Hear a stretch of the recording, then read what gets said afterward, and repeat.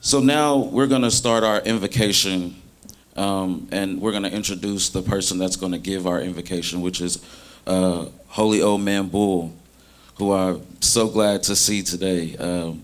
So Old Man Bull is a Two-Spirit FTM disabled retired activist. After 25 years of career in queer-focused work, he put himself in the pastures in Sonoma County, living with his partner and the yellow Labrador retriever, Frankie. We are happy and fortunate for him to be here with us tonight.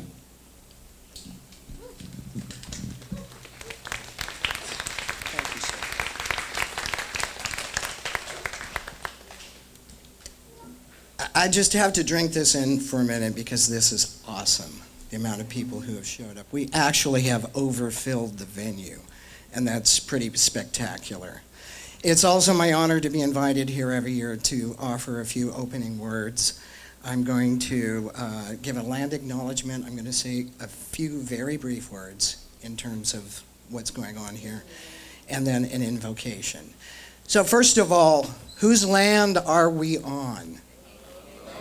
This is Ohlone land, and I am Ohlone, and not a descendant, but Ohlone, a living Ohlone people, and there are many living Ohlone people who are actually very active in our communities.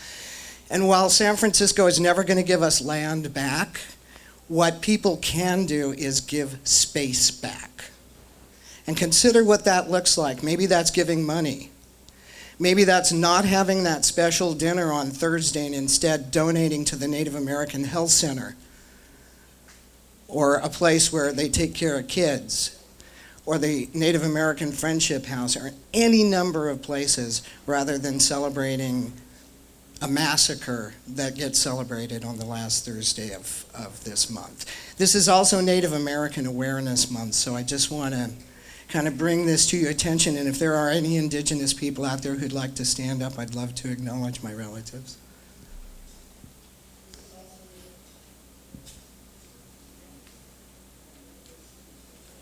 Go ahead and stand. I see some of y'all. Okay. I see you, I hear you, I feel you, and I thank you for being here. Just realize that all of us who are not Ohlone are uninvited visitors, and it's your responsibility as uninvited visitors to be really good while you're here. Take care of this place and love it like it's your own. Thank you. So their legacy lives on. I keep waiting for a year when we don't have to get together and talk about this.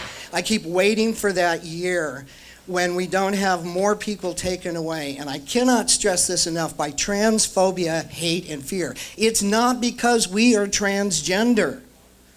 So take that phrase out of your head that they're attacking us because we're transgender. They're attacking us because they are transphobic, fearful, and hateful.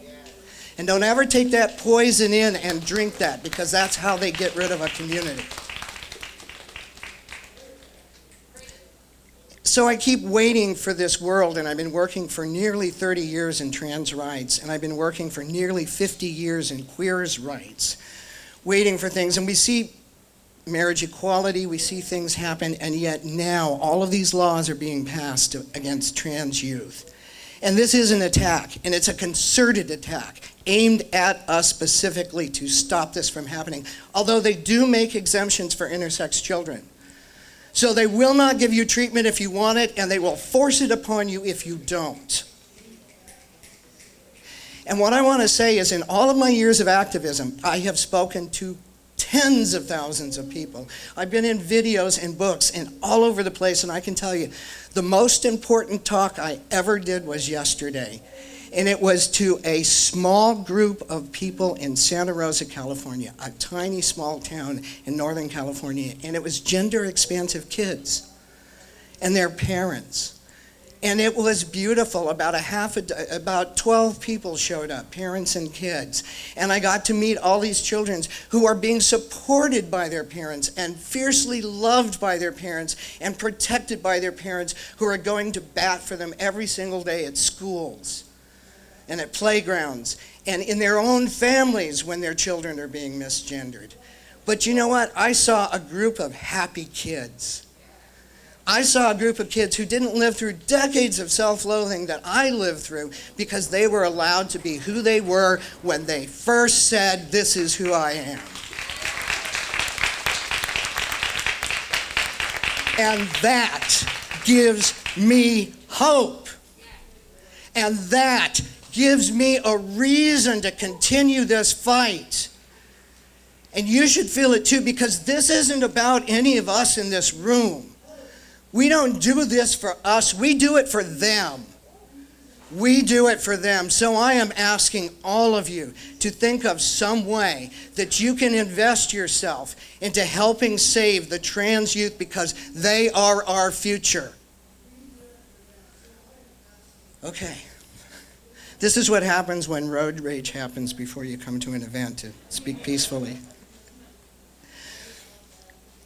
I've never been more transformed by an experience. And I just want you to know that their legacy lives on in those children. And let's make sure when those children become teenagers and adults, they don't become a part of that legacy. Okay. We have an ambitious agenda, so I'm just going to end with an invocation. If you're able to stand, please do. If you're not able to, don't worry about it. Remove a hat, unless you're wearing a yarmulke or something that's important to your own faith. Knowing that we come from different traditions and different backgrounds and different belief systems, we all believe in something, we all believe in nothing. But it's a belief system nonetheless. What we all do share in common is ancestors. And if you close your eyes and you think about the people who made you and the people who made them, and et cetera, and you go back, you will see tens of thousands of people standing behind you.